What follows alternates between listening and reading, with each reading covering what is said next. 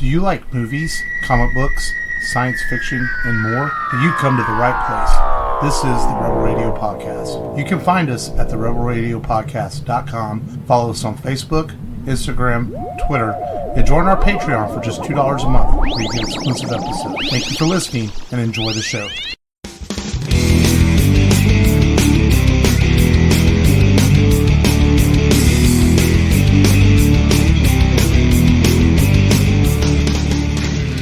Welcome to a new episode of the Rebel Radio Podcast. This is Mark. This is Matt. This is Long, one of the 12 monkeys. We're all monkeys. Yes. I'm back, raspy voice and all, but thank you for listening through these troubled times of my voice. Yes, while Mark tours with Kill Switch Engage, doing backup screaming vocals for Jesse Leach. Who's Jesse Leach? I can barely scream at my kids right now. He's the front man for Kill Switch Engage. Oh. You know, I have a doctor's appointment with my regular doctor who will probably recommend me go to an ENT. But while I don't think it's anything serious, it is kind of curious that, like, I can't seem to get my voice back, you know? Yeah. So I don't know. You didn't happen to do like a deal with like a sea witch in exchange for your voice? And you could get legs and you can walk on land and stuff like that. Exactly what happened. Okay. But, King Trident has to save you. No.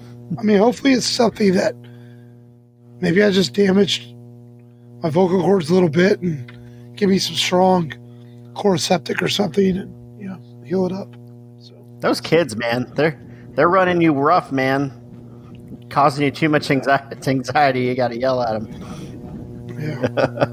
Mine too. Hopefully he's not growing any cysts or polyps on the vocal cords. Oh, yeah. If it's there's no chronic pain. for months right now, months. Yeah. We're not, yeah. But there's not no a pain, couple of though. weeks. Yeah. So, It's just hoarseness. so who knows? Hopefully it's nothing bad. I don't think it is.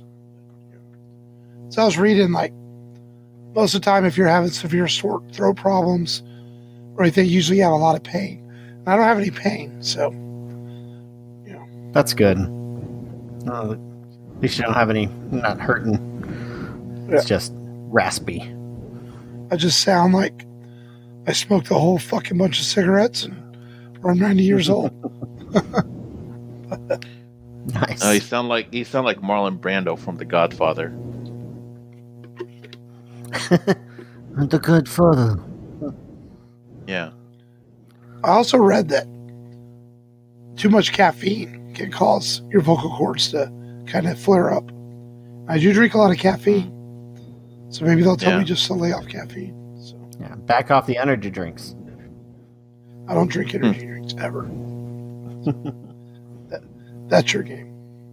Yep. At least I do zero sugar now. But can you name all What the was other that? hot ingredients? Niacin, riboflavin, taurine, B12, B6, B3. Come. Bunch of shit to shrink your dick. No, that's yellow 5. That's yellow 5, man. Yellow 5 is the dick shrinker. Spunk. Surge, yeah. Whatever floats your boat. Whatever floats. So let's get into today's show then. On that note of Matt drinking sperm. I didn't catch that. Where did that come from? Oh, Should've from our been- text It was messages Surge. a couple of days ago. Matt's little supervisor reaming party. Oh, that's right. Had to make Remember his that? boss- I he had didn't make get to his read all of bosses it. happy. So, well, let's just Stick say that tongue out, boy. you did whatever it took to keep your job, son. So Keep that tongue out, It's boy. the premise of most porn movies. I'll do anything to keep my job. RedTube presents. And Matt did it. So download this. Child become Matthew Man. No. Matthew Man. Oh. Yep. About 4 minutes in, we're off the rails. Off the rails already. All right, download this. Download this where we tell you what we watched, stream, checked out this week. And our weekly we'll let recap. Matt go last for his little sub-feature. Yeah. This sub-feature that doesn't exist. I will trade my segment on Download This for a sub-feature-esque thing. I'll start first with my Download This. Beginning of the week, Sunday, I actually watched the Pixar movie with my brother called Onward. It's basically set in a modern fantasy world, and it's about two brothers who are trying to help restore their dad.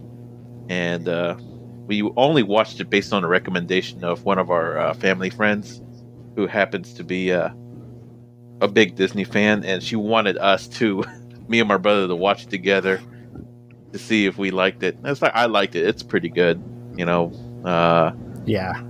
And and then we had to call my friend to let her know that we watched it, and then she was like, "Did you guys hold hands after watching the movie?" Yeah, she was just teasing us. Did you feel that brotherly love? You know, it's like, no, not really. We enjoyed it though. It was a good movie. I give it a B+. And then I watched another freaking HBO political history movie. No, it's not HBO. It's actually a Rob Reiner movie called LBJ, starring Woody Harrelson, and he was playing the president. And all. It was an okay movie, not bad. And then played more Assassin's Creed Valhalla, a little bit more of that. Just burning time until Cyberpunk 2077 comes out this Thursday. Nice. So hopefully I'll be in good health next Friday to work instead of playing video game all day. Quote wink, unquote. Wink, nudge, nudge. But anyways, that's my Download This. Oh, and I kind of started watching Muhammad Ali documentary film called When We Were Kings back in the mid-90s. That's good movie. Yeah, still good. I like it. It's just all of Muhammad Ali's one-liners are so classic, you know. They're so funny. He's such a funny character. But he did that. He did all that smack talking just to get people to buy into the boxing matches to build buzz around them. Good and promoter. really, I haven't heard of any boxers that done that same level of wit and humor as Muhammad Ali did. But yeah. I remember that one time where he pretended like he was in this trance, and that he was like, he thought he was in the ring, and his guy was like, telling the reporter, he goes through this, he thinks he's boxing. And Muhammad Ali pretended like he was going to try and box the reporter, and the reporter's like, freaked out. Muhammad Ali's like, ha ha ha ha. It's like, it's a joke. Yeah. My favorite one-liner from Muhammad Ali is like, George Foreman, he's so ugly. When the bead of sweat goes down his brow, it sees his face and it goes backwards. That's how ugly he was. Nice. Yeah. But anyways, on to you, Mark. What's your Download This? I watched The Christmas Chronicles Part 2. It's a lot of fun. It's just as good as the first one. Kurt Russell is the greatest Santa Claus ever. I will give him that. He's funny. He's been talking in interviews for the movie about they're already talking about doing a third one. And he said that might be it. He might retire after doing part 3. He thinks that Santa Claus is the pinnacle of his career. He's ready to be done. I mean, he's 69 years old, so yeah. Yeah. Retiring. But he is really good in it. It's a lot of fun. If you're looking for a good Christmas family movie, I recommend watching both those. Christmas Chronicles are both good.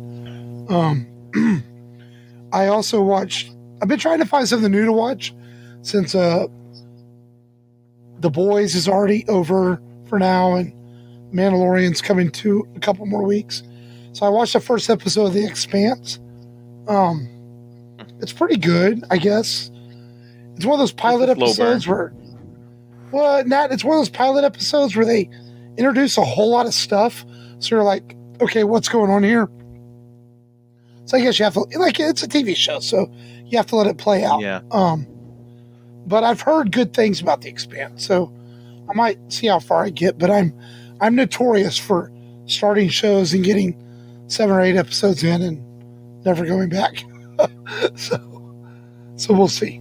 But that's really about all I watched this week, other than of course The Mandalorian, which we will recap in a minute. And it's going to be much more interesting to talk about than Matt's thing he wants to talk about.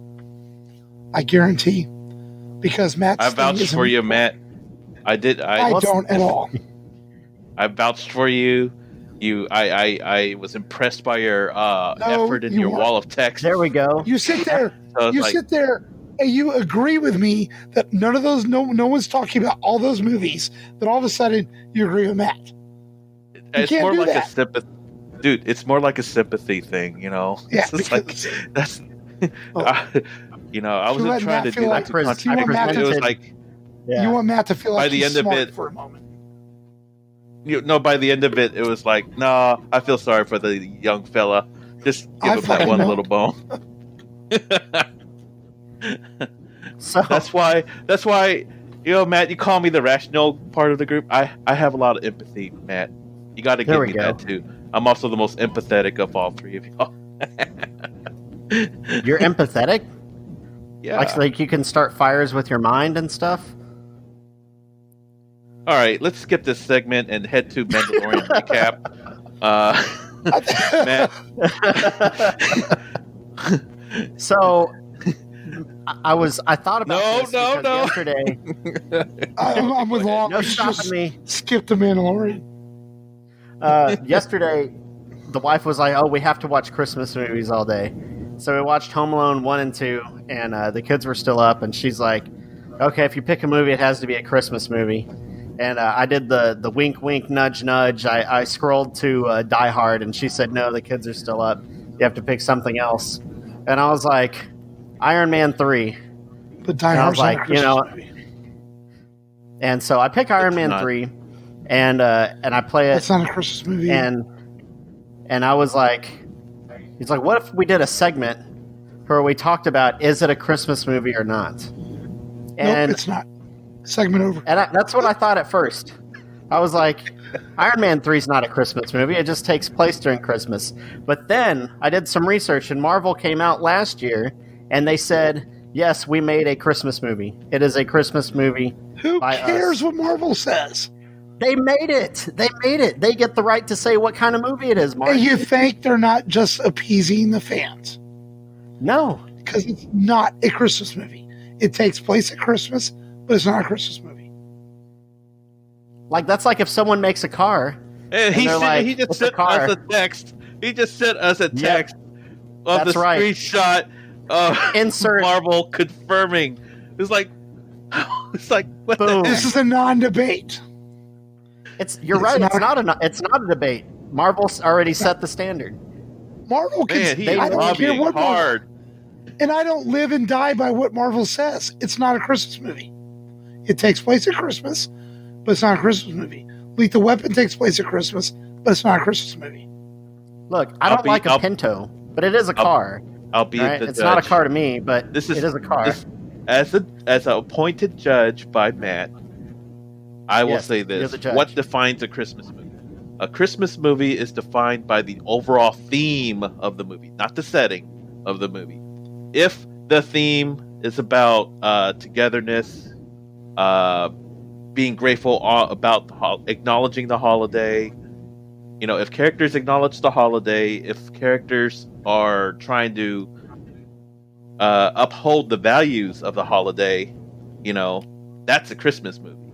Like National Lampoon's Christmas. Besides the title, they're trying to do something for in the name of Christmas. But in Iron Man 3, it's in the setting of with the Christmas backdrop, but it doesn't. They don't try to be like, we got to do something for the kids for Christmas. The goal of the characters have to be about Christmas, but not about freaking superhumans. So take your Marvel shit that they said and take. Well, so this is what they explain. So they're going the Scrooge. We don't need a whole explanation. Well, yeah, I sent you the explanation. It says they claim it's a Christmas movie because the essence of the story revolves around Tony going through hardships and coming out on the other side to see the wrong in his ways. That's the spirit of Christmas. That's their words. Their words. Oh, bullshit. Anyway, Mandalorian, much more. The entire 2 seasons of Mandalorian so far are better than Iron Man 3. So let's go. I'm waiting for long, yay or nay. Christmas movie or non-Christmas movie long. I'm sorry, Matt. Nay. Even though Marvel says that it's just a public statement, but the theme overall theme of Iron Man 3 is not about Tony trying to better himself for the sake of the Christmas spirit, like most Christmas movies do. He's doing it for the sake of saving his own ass and the family around him, and being a better person for the rest of his life. If he's doing it for the betterment of Christmas and togetherness and trying to, have that Yuletide jubilation at the end. Mm-hmm. There was jubilation at the end, but it wasn't Yuletide themed. So, true. All right, Matt, I'll have to give this to Mark. That's my breakdown. This is the way. Oh, segue. This is the way. Oh, segue. Nice. And this is your usual spoiler warning as we do our weekly recap of The Mandalorian. This episode titled The Tragedy. Wow. I was a little nervous. I don't know if it could get better than the Ahsoka episode, and in some ways it does. I don't know if it's better, but it sure felt freaking awesome. This episode is directed by Texas native Robert Rodriguez. And boy, does he bring the action in this episode. A very iconic character from the original trilogy makes his full-on comeback in this. And it was glorious. Those are a few non-spoiler points there. Y'all's thoughts, man. This episode was freaking amazing. That's probably the best way to put it. Yep. Death Troopers. Classic Star Wars. Yes. Yeah. Oh, it's funny. Yeah, it's very Star Wars. The way it was shot and everything. Goddamn, when Boba Fett, like I said, spoilers, when Boba Fett shows up and he comes out of the shadows with his armor on, my nerd boner was full in effect right at that point. I'm just like swinging it everywhere, man. I'm just like, that was badass. Disney Plus was stroking it for you. You were as hard as Beskar. They were stroking it left and right, and it was freaking glorious. Yeah. I think when we watched The Force Awakens the first time, we got some of those nerd moments where we saw Han and Leia and Luke and all the original. But this, man, was just the way it was presented by Robert Rodriguez's direction. It was one of those moments like, holy shit, this is awesome. Yeah. Of course, Boba Fett's kind of sporting a dad bod. And not only that, we got a lot of background on Boba Fett too. Like stuff we didn't know about Jango Fett. We didn't know that he was a foundling, an original Mandalore. As far as we knew in Attack of the Clones, it was just armor that he was wearing. We had no clue. Yeah. So they gave us quite a bit. Basically a refugee found on another planet, taken in on the Mandalorian Creed. Oh. So we got a lot of information in a short time about Boba Fett and his father that we did not get from the prequels. And I thought that was really cool. But there's some devastation in this episode. There's a reason it's called The Tragedy. Hasbro just did a GoFundMe type deal where people could buy the Razor Crest. Well, those people that just spent $300-something, the Razor Crest doesn't exist anymore. It gets blown the fuck off the planet by Moff Gideon. Even that had me go, holy shit. I couldn't believe it. And the big one at the end of the episode, Grogu captured, by Gideon. And using dark side powers. Force choking stormtroopers. He's pissed. Yeah.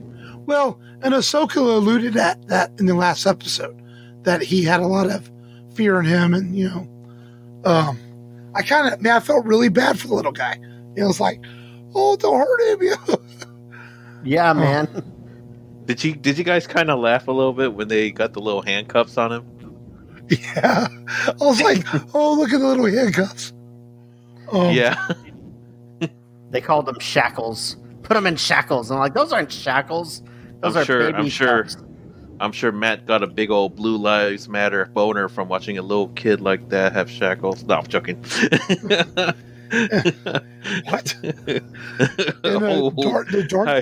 the dark troopers are badass. Another thing they brought back from the old expanding universe days. That was cool. And man, Battlefront 2. Some Battlefront 2 memories on there. Well, those came from the comics even before Battlefront. Yeah. But is Moff Gideon turning in? He's turning into quite the villain. That's for sure. He's such an asshole. Oh, yeah. Well, Giancarlo Esposito plays that part well. But man, it's a short episode. It was only like 35 minutes, but so much happens in it. The other, what's the actress's name? From Agents of S.H.I.E.L.D. That's right. She comes back. Turns out that she wasn't dead. That the feet at the end of that episode was Boba Fett, as he saved her. And now we have an interesting concept where our Mandalorian is going to be running around with Boba Fett as they're going to help him out to try to get the child back. So I'm looking forward to that.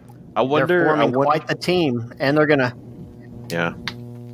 I wonder if Boba Fett will be used to kind of help ease the Mandalorian out of wearing the helmet, get him to relax a little, let him be less of a zealot, Yeah.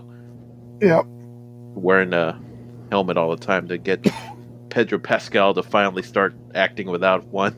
Well, that's my one thing, that now that I know that it's not always Pedro in the suit, I notice it. Yeah. It was that you could tell this week's episode was the stunt actor. The stunt actor is skinnier than Pedro. You could just tell. Oh yeah. Yeah. And then there's parts where you could tell it's Pedro because Pedro's a little fatter. And it's starting to get noticeable now. If you really look, you can tell. But a lot of the action in this episode, I think, was the skinnier stunt actor from the looks of it. Then they just put Pedro's voice in. Which is interesting. Yeah. Have you heard rumors about Pedro being a little frustrated about just voicing the character? Well, they said it had to do with Pedro's work schedule, because he was filming Wonder Woman, and then he was filming. He's like in a lot of movies right now. He's a very popular actor, and it had to do with his work schedule. There were times where he had to be away from the set and things like that. So they talked about it last year too. So that makes sense. Yeah, I'm definitely looking forward to the. Yeah, go ahead. Yeah, they're gonna break Bill Burr out. They're gonna have quite a team. You're gonna have the sniper, Boba Fett. You're gonna have the ex-Imperial sharpshooter. Yeah. So that's gonna be a fun episode. Yeah. Yeah, I guess the rest of the season will be focused on getting Grogu back. Right. Yep. Well, and they might even go into next year. And it's like Matt said, breaking Bill Burr's character out, asking Cara Dune for help. they could be forming their own kind of Magnificent Seven here, So, as we know, the show's definitely Western influence. So, yeah. But that's funny. She's like, these stripes mean that I have certain rules. They took the child, and she's like, oh, fuck it. Yeah. Right. But good stuff, man. I mean, seeing the slave one in action was cool too. That was cool. 2 episodes ago. We'll see how it ends. I have a feeling it's not going to end. This is the first episode of the show that was a little darker with the child getting captured. So I have a feeling this season might not end on a happy note. So might have to wait till next year to rescue. Yeah, what was I saying? What was I saying before Matt had to say his piece? I don't know. You thought that I had beautiful eyes and my hair smelled like cinnamon? No, you're going to make it worse. I can't remember. Oh, okay. Let me think. What was I saying? Because me and Matt were talking at the same time, but I let Matt have the floor since I accidentally interrupted him. What was I saying? Well, we'll get back to it. I'll remember it when we talk. So, on to our feature. Yes. Yes. A movie that only I had seen until this week. A movie I remember, I saw this in theaters. And remember back in the day, I really enjoyed the film, and I hadn't watched it in a while. And that is 12 Monkeys, directed by Terry Gilliam of Monty Python fame. And a movie that, I'll summarize it. As notorious as Bruce Willis is for being tough on set, he basically did this movie for free because he wanted to work with Terry Gilliam. But yeah, go ahead, summarize. Yep. Yes, it's set in a far distant future, about 3 or 4 decades from now. And the world is in shambles. Most of the human race is dead. There's only a small fraction of humans still alive living underground. So they send Bruce Willis back in time because he's able to remember things every time he gets pulled back from time. So Bruce Willis is handed this mission to find out what happened in the past to start off the epidemic. He comes across Madeline Stowe, and he tells her about the 12 monkeys, and he teaches her the way of kung fu, and he dies, and then Madeline Stowe goes on this Kill Bill style rampage of killing the generals of the 12 Monkeys army. And then this plot summary is basically bullshit, I know, but I wish that had happened if Madeline Stowe went on a Kill Bill style killing spree. Okay, fine. Okay, Bruce Willis went back in time, tries to convince a psychiatrist that everything's real. Psychiatrist goes a little crazy and stressed out every time Bruce Willis disappears. And he's going back and forth, trying to piece things together, trying to figure out what's going on with these dreams he keeps having. And by the end of it, they try to stop the epidemic from happening, but they couldn't. And the world ends up dying anyways. So that's my summary. I disagree with the ending. I think it's open to interpretation, though. Because he was supposed to get sent back in time to gather more information so that they could send someone else back. And then we see the doctor, one of the doctors on that council next to the person who started the epidemic. So I felt like that was her about to stop it. Her about to, or at least figure out how to reverse the disease or the virus. Did you like the, what'd you think of the movie, man? This is your first time seeing it? Oh man, it definitely Terry Gilliam. He does a good job of trying to confuse you, and kind of, throwing a story at you where you start to question exactly what Bruce Willis is questioning. Is he crazy? Is this really happening? And then you keep getting evidence to make you think the contrary, like the bullet, the old World War I bullet in his leg. that the psychiatrist pulled out, and then just stuff that he knows that he shouldn't know, the dreams that he's having that are connected to his past, and him seeing himself in different timelines. Matt, I asked you, Matt, if you liked the movie. Yeah, well, yeah. I was telling you why. I like that. Terry does a really good job. Tell me if you liked it first, then tell me why. Yeah. Don't tell me why first, then. It's like, come on, man. Well, this movie is crazy, so I'm going to be just like your son. You talk too much. I do talk too much. You are right. But that's kind of how I feel. I feel like that's the biggest strength of this movie. So you liked it? Making you feel crazy. Yeah, I liked it. Yeah. Okay. You liked it, and then that's why. Yeah. Today's I mean, not today, but I liked it, but this is the first movie that I actually when I first started watching it, I was like, okay. Then it got interesting after Bruce Willis stopped drooling, and then it's like one of the first movies where I've actually started getting angrier and angrier and angrier at the way the movie was made, instead of not because it kept distracting me from enjoying the movie totally. I mean, the plot was really good. I mean, the plot's really good. The acting's really good. But it's just the things that kept aggravating me throughout the movie was the camera angles that are like tilted, even in normal scenes. It's fine if it's tilted in scenes where he's back in the future, he's disoriented, but to do it in normal scenes where like it's just a forest backdrop and it's all tilted looking, or a car pulling up, it's all tilted looking. I'm like, there's no need to do that, Terry. I know that's your signature visual style, but please stop doing that. I just hate that. I just hate it.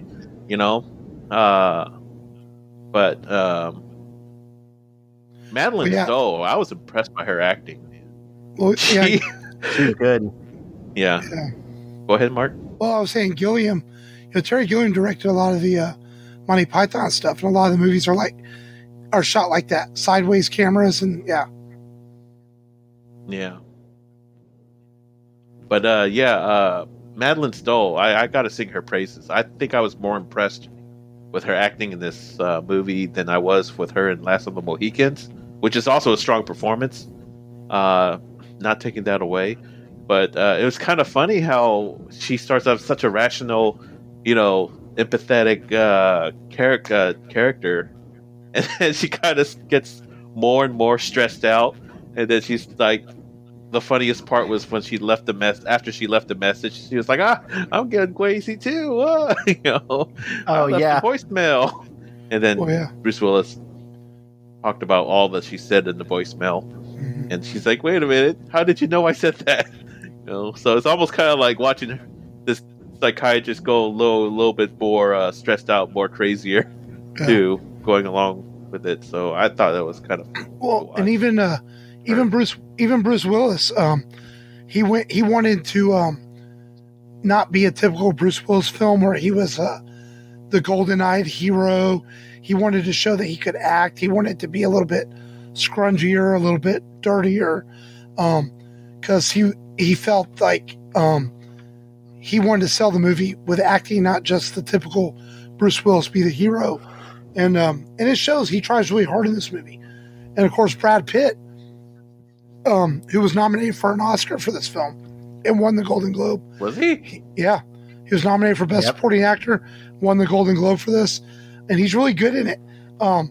At first, he had trouble doing the nervous speech that they wanted him to do, and then Terry Gilliam apparently told him no more smoking, so weaning off the cigarettes made Brad Pitt able to talk kind of fast.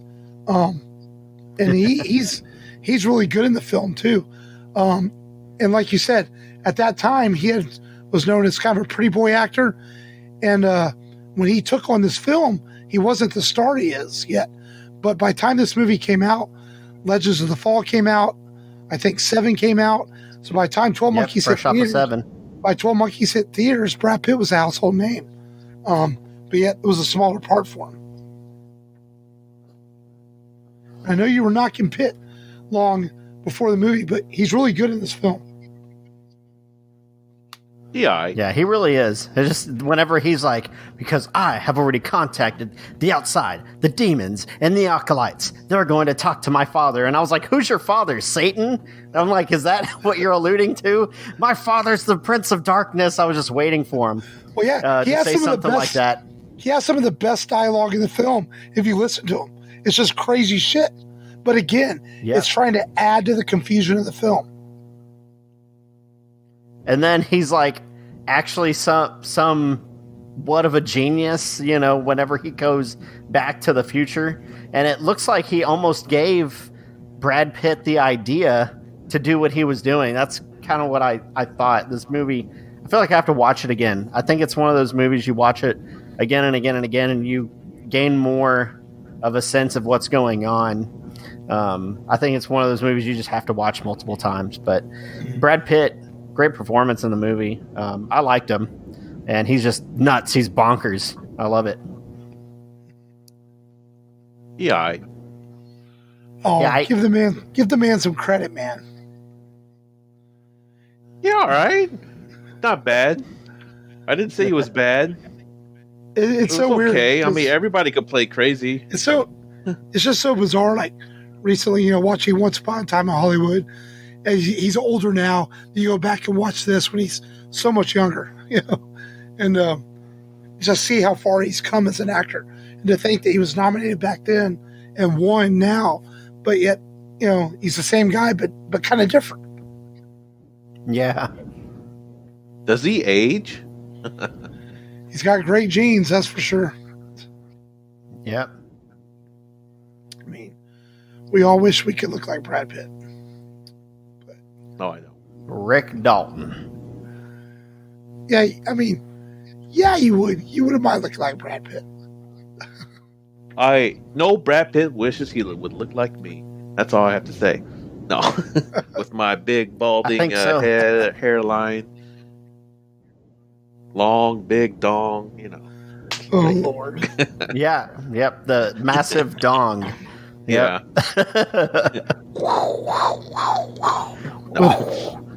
Yeah, I thought you called it the dark saber. Yeah. But I like this film back when I saw it originally. And I do think it is something that like you said, you have to see it a couple of times to take it all in. Sci-Fi Network even had a TV series based off of it that was pretty successful, and I heard it's pretty good. And I always thought this movie, even though the ending was open to interpretation, I always thought it could have had a sequel to it, so we see what happened, how it turned out. I remember back in the day there was talks of it at one point, but nothing ever emerged. It's also one of those movies where the title actually doesn't reflect what's going on in the film. At the end of the day, the Army of the 12 Monkeys is just a group of people who want to liberate animals. That's all it is. Yeah. But they make it seem like it's a big part of the film the whole way through it. So I thought that was kind of interesting. But yeah, the true culprit was some no-name employee for a research lab, right? Who ends up unleashing the epidemic. But so how do you guys rate this film? B+. B-.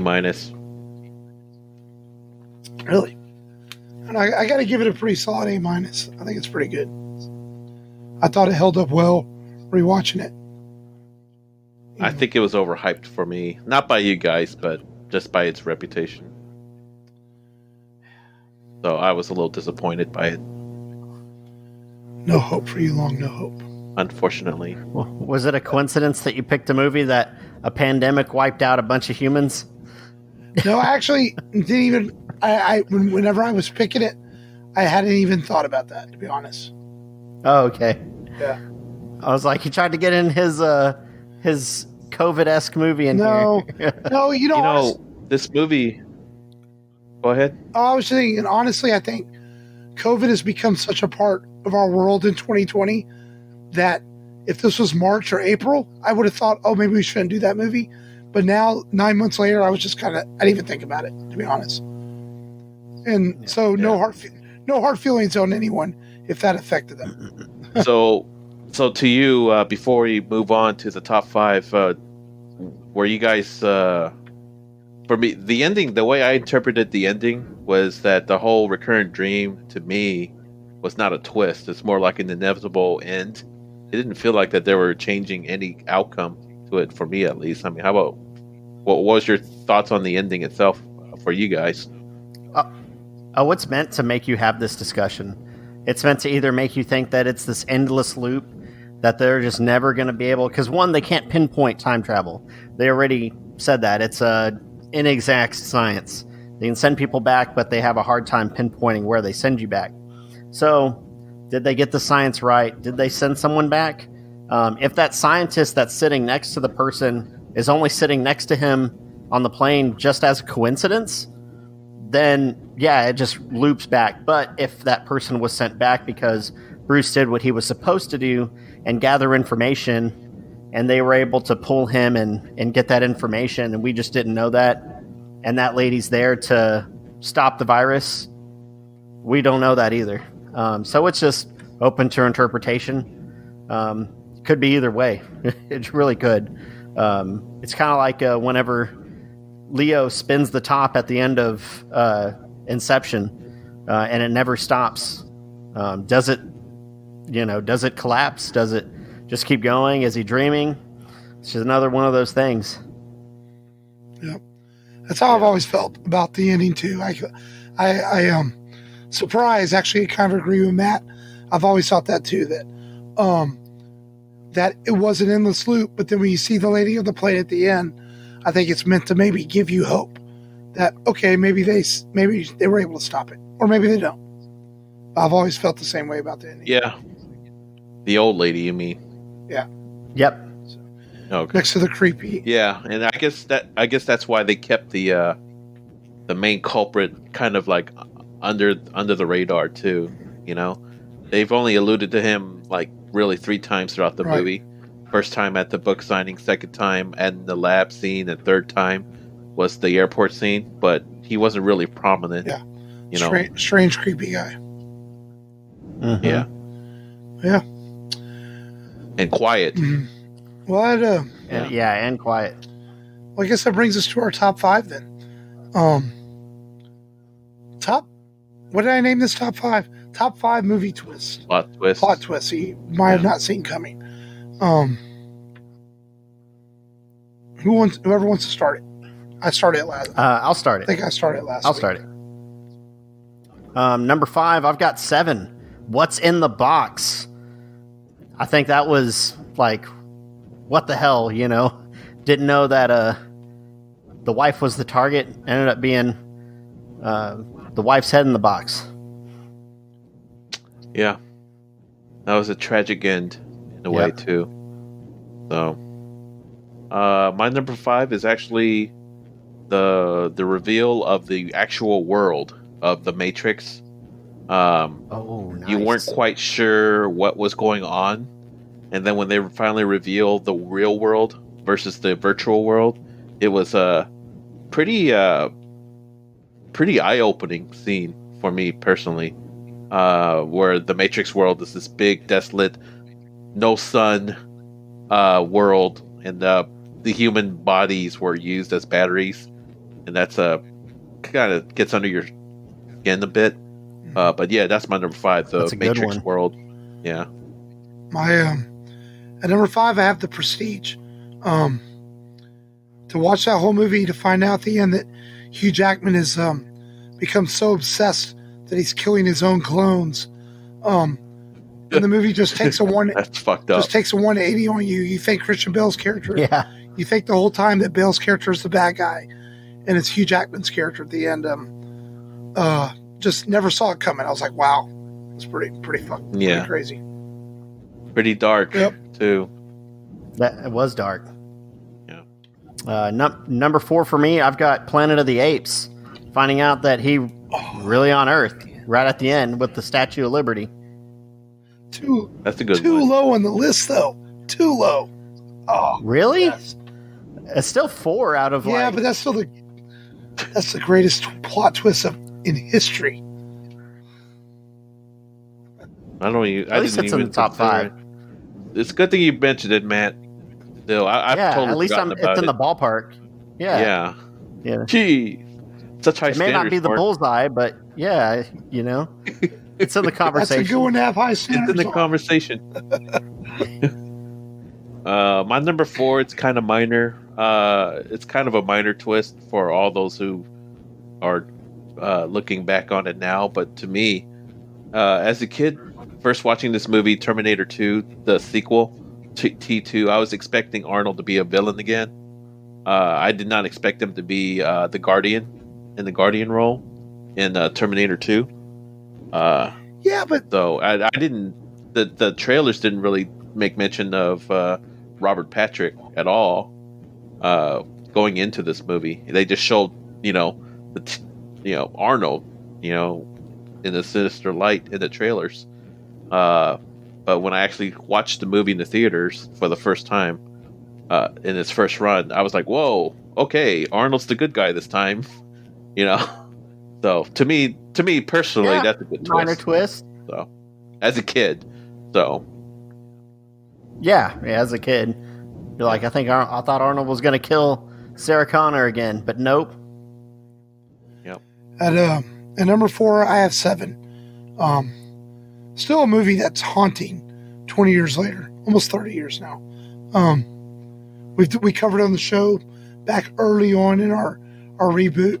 But yeah, when you find out what's in that box at the end, definitely a twist you didn't see coming for John Doe's Endgame. Yeah. They're number 3, Matt. Number 3, I've got Fight Club. Tyler Durden being Edward Norton's character and being one and the same person, and didn't know until the end. And then he's like, whoa, I did have sex with Tim Burton's wife. Whoops. That was a good twist that he was the same person the whole time. Yeah, I've only seen that movie once too, the whole movie. I can't believe we haven't covered on the show yet. I can almost guarantee it's going to be done. That's your fault. It's going to be. I always felt like we did. No, maybe we mentioned. We mentioned it, and we end up not doing it. We're going to do it. We're going to do it sooner than later, within the next couple of months, probably. Okay. Oh, I don't know. I filled up my Brad Pitt quota for the next. You'll live. That's okay. I really do like Brad Pitt in Ocean's 11. Don't get me wrong. I've turned around. Okay. I've turned around on Brad Pitt since the 90s, so I don't have a hate boner on him, really. Hate boner. Yeah. Number 3. Number 3 is kind of a classic plot twist that of a obscure movie now, but it is Soylent Green, and the world is starving, and they're like one box of strawberries will cost you $100, and so people just make ends meet by eating Soylent Green, this ubiquitous food supply that's plentiful. And Charlton Heston unveils the secret that it was people all along, dead people. They've been eating people the whole time. They're people. Soylent Green is people. We're eating people. Charlton Heston. Yeah. We got 2 Charlton Heston films mentioned right now. That's awesome. Soylent Green, the twist of eating people. Processed people. Well, I have Fight Club at number 3 also. A movie that literally had my jaw drop at the end. Seeing theaters like, what? Definitely never saw that ending coming. Yeah, that's when we cover the Fight Club. Eventually, I'll say more. Awesome. Now, number 2 for number me. 2. Oh, go ahead. Sorry. Go ahead. It's like, fuck you, Matt. I know, right? We're just going to pass you up. Well, Mark may have wanted to prefer that, but sorry, Mark. I went with The Sixth Sense. I saw this movie as a kid, and I had no idea that Bruce Willis was a ghost. and it just blew me away as a kid. And I just always remember just being completely fooled and just sold that Bruce Willis was an actual person. See, I guess, and it just blew my mind. I guess why I find it overrated. Now, I was a little bit older. I was in high school when it came out. I figured it out in 10 minutes. Like, you can see no one reacts to him. I remember turning. I think I saw it with my dad and my mom. I think I turned to him. I said, "He's dead." They're like, "What?" I go, "Yeah, he's dead." I figured it out. No one was talking to him except for the kid. So it's like, I thought people were just being assholes to him. I never could figure out why people were so confused. Like, it's all right there in front of you the entire film. And then you get to the end of the movie, people are like, "Oh my God, I can't believe he was dead." I just, like, you were younger, so I accept that you were younger. But adults, there must have been a bunch of stupid fucking moviegoers out there that could have figured it out. That's just my thoughts on that. Well, number 2 is also Matt's. So, and then I was like 3 years younger than Mark, so I was still kind of young in a way, just by 3 years. I remember seeing this when I was a sophomore, I think. It was 96, right? Yeah. 96. Yeah, so I would have been. Yeah. Oh no, I was a junior. Because I would have been first year of college. I'd have been about 19. Yeah. Yeah. So for me, I'm the kind of movie person that just goes along with the ride. I don't try to figure anything out until really the end. Well, it's funny because I do that now. I used to like to try to figure movies out, but now I'll just go for the ride. Yeah. Yeah. And for me, it's kind of fun rewatching the scenes where just to pick up on the clues that Bruce Willis is dead. But, and in a way, this is a Bruce Willis movie too, related to 12 Monkeys, where, Bruce Willis was acting his ass off in this movie. I mean, he was understated, but he wasn't your typical John McClane type character either. So hats off to his acting. That opening scene, man. They call me Freak. Yeah. Dude, chills, man. Yeah. What's your number 2? My number 2 is a movie that would be number 1 if my number 1 movie did not exist. But The Usual Suspects, man. That last 5 minutes of the film when Kevin Spacey's character reveals that he is Kaiser Sose the entire time. Boom, man. And what's funny is about this movie is I watch it now and like, you know what happens, but you're still like, the way it's pulled off is so good. Fantastic direction from Bryan Singer before he became a creep, of course. And just a great film, great performances throughout that movie. Before Kevin Spacey was a creep also, but a really good film. Matt, I don't think you've ever seen The Usual Suspects, have you? I have not. Have not. Well, it's spoiled for you now. Me neither. Neither one of y'all have ever seen that film? Wow. One of the greatest crime films of the last 30 years. Yeah. Might have to throw that in there for the Crime Pays month, possibly. No, we don't. I already have the ending spoiled to me, so what's the point? Watching a good movie? Number 1, Matt, drum roll. As a precursor to my number 1, I will give a honorable mention that exists outside of my top 5, and that is The Sixth Day. When Arnold finds out. Okay, what's your number 1? Empire Strikes Back, man. I am your father. Like, when he thought Darth Vader killed his dad, but no. You stole my number 1. Turns out I am your dad. And Jerry Springer comes out and says, "You are the father." No. Or whatever. Or is that Maury? That's Maury Povich. Maury Povich. Oh, okay. Yeah. Looks like and then Luke danced himself off the podium. So. Yep. Well, just like, I'm just going to die. I pulled along. You picked Empire also? Yeah. Well, I pulled along and I had a tie at my number 1. So. And one of the movies was Empire. Well, what was your second? Planet of the Apes. That's tied. That's my other number 1. Planet of the Apes. Yeah. Oh, okay.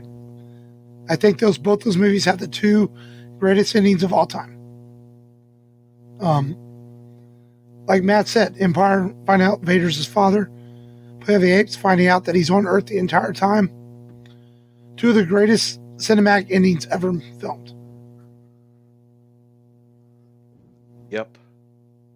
Yeah, I remember my first reaction to Empire Strikes Back. I was like only 8 years old, and my first Star Wars movie was Empire, and that was my first Star Wars movie I ever watched. And I didn't feel like I was walking in blind. I just felt like I knew the characters, and just finding out that Luke's father was Vader was like a big shocker to me as a kid. Mm-hmm. And I'm like, that had my mind blown. And it made the ending even worse for me, because it's like, it was the first movie that I ever watched that had a sad ending. So I was like, man, I hate this ending, man, as a kid. So it's like, man, Luke has his hand chopped off, he has a robot hand, and his father's a total douchebag, and then Han Solo's all captured. I hate this movie. I didn't like it as a yeah. And I ended up liking Star Wars more because I liked it overall more so than Empire. Yeah. But kind of funny how that switched around for me when I grew older and I appreciated Empire more. So yeah. Well, that's a good segue into the news. We got some big news to talk about in a minute, but the first news is the passing of David Prowse, who was the man behind the costume, played Darth Vader. A lot is talked about James Earl Jones bringing the voice of Darth Vader to life, but without David Prowse, you don't have the sinister, menacing character. He was a big man, tall. I shook his hand at Compalooza a few years ago and said hi to him. Very friendly person. But he is no longer with us. He is one with the Force now. And so our respects to David Prowse, who brought Darth Vader to life on the big screen. Yeah, but David Prowse, he died of COVID, by the way. So, oh wow. Did you guys ever watch The Toxic Avenger? I've seen only bits. Yeah, it's not really my thing. It's got like a hardcore fan base for watching those kind of really on purpose, badly made movies. I just can't get into them. But they're apparently going to reboot it with Peter Dinklage in the film. So I don't know what else to say about that, other than if you're in the Toxic Avenger, you might be getting a reboot with Peter Dinklage. But it's got a fan base, so. It does. And Star Wars' own Oscar Isaacs has been believed to be cast as Solid Snake in a Metal Gear Solid movie. This kind of came out of nowhere today because for years, Hideo Kojima has said he wasn't going to let Metal Gear be made into a film, but there had been rumors that he'd been working with Hollywood to make sure the film is done correctly. So I guess this thing's moving along. We're going to get a Metal Gear movie. I don't know. I don't know if I see Oscar Isaac as Solid Snake, but I guess I could see it. Have you played the Metal Gear games? Oh, yeah. Mark? Yeah. Revolver Ocelot. Revolver Ocelot. I never finished 3, but I played 1 and 2. I never finished 4 because it was hard. I finished one of the either Ground Zeroes or Phantom Pain. I finished one. I finished one of them. So yeah. Phantom Pain is the open world one that kept rolling credits after you finish a story mission. No, I'm a big fan of that series of games. Yeah. I was totally blown away by the first Metal Gear game when I played it on the PlayStation for the first time. It was like the first action game that totally had me engrossed. Definitely one of the best. Remember, and the innovation. Remember Metal Gear 2, where you had to switch your controllers and all that in the one scene. Yeah, that's in part 1. Yeah. What's in part? You sure? Yeah. The scene where he's reading your mind, and by reading the memory card, and then to beat the Psycho Mantis. That's the name of the boss in the first one. He could predict your every move on the first controller, but if you played it on the second controller, he couldn't predict your moves. I remember that for some reason. Yeah. So Psychomantic. So I hope the movie comes out good. No word on who's directing it yet, but yeah. The big news of the week. This is game changing. HBO Max and Warner Brothers announced that all their 2021 films are going to come out on HBO Max the same day they're in theaters, starting on Christmas Day with Wonder Woman. Nice. This changes the film industry completely. Even if the pandemic goes away and theaters reopen, this is a huge news. That means Wonder Woman, Mortal Kombat, The Matrix, Dune, are all going to be coming to your television sets next year. I'm excited because I finally get to see some new films, but also as a theater fan, I'm a little worried. I don't want theaters to go away.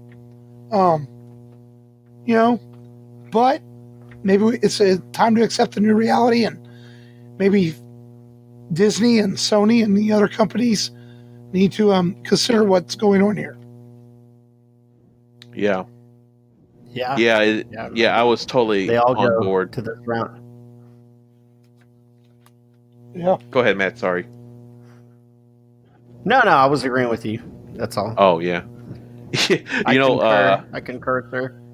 Kind of funny, the Godzilla fan community, they're like, they showed the new logo for Godzilla vs. Kong during that news drop trailer thing. Yeah, and this is like the fifth time that they unveiled the Godzilla vs. Kong movie logo, and everyone was like, it seems like the fan community is so freaking hell bent on that movie being released. They're like, oh, a new logo, and I'm like, yeah, it's just like the fifth freaking logo drop. I'm so sick of logos, To drop a trailer, it's already a year past its release date, at least, because they've already finished everything. Yeah.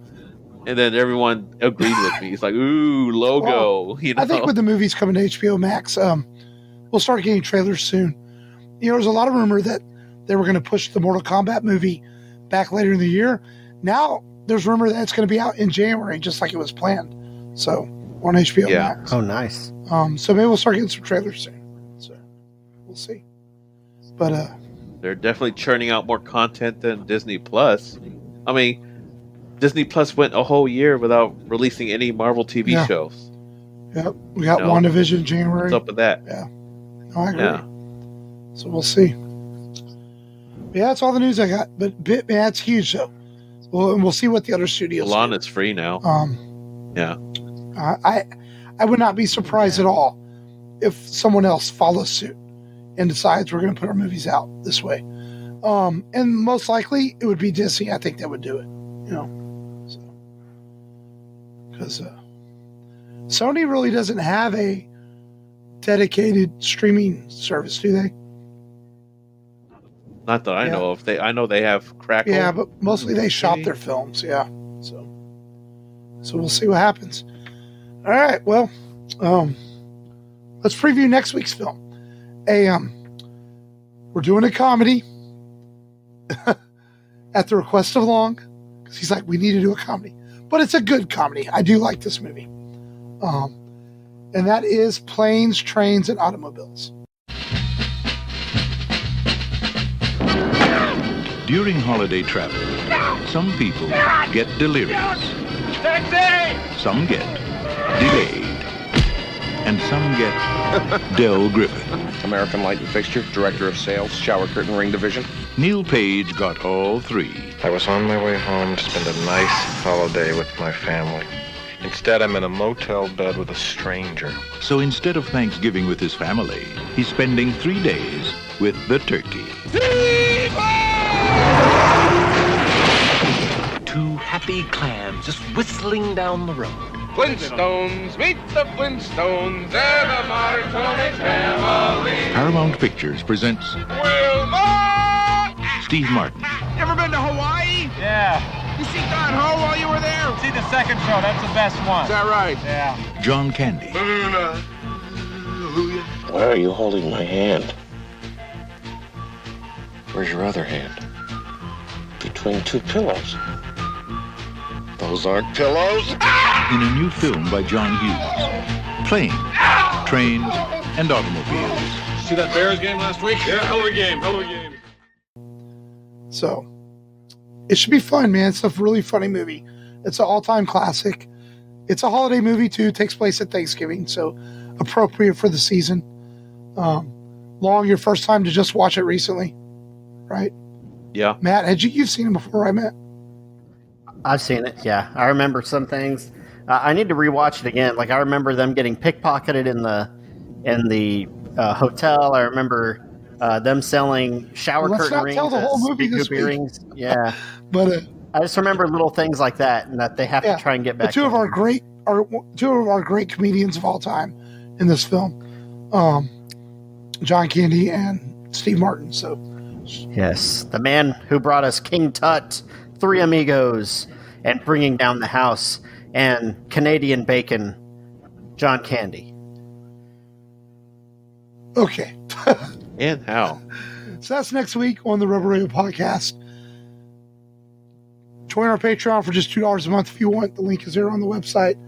The November episode is ready, and it will be out before this one comes out. So, and then December, we'll do something cool for Patreon. As always, thanks for listening. This has been Mark. This has been Matt. This is Long, the 12th monkey. Yeah. Until next week, be safe. Thank you as always for listening. And remember, just go there and do it. Just go there and do it. Do it.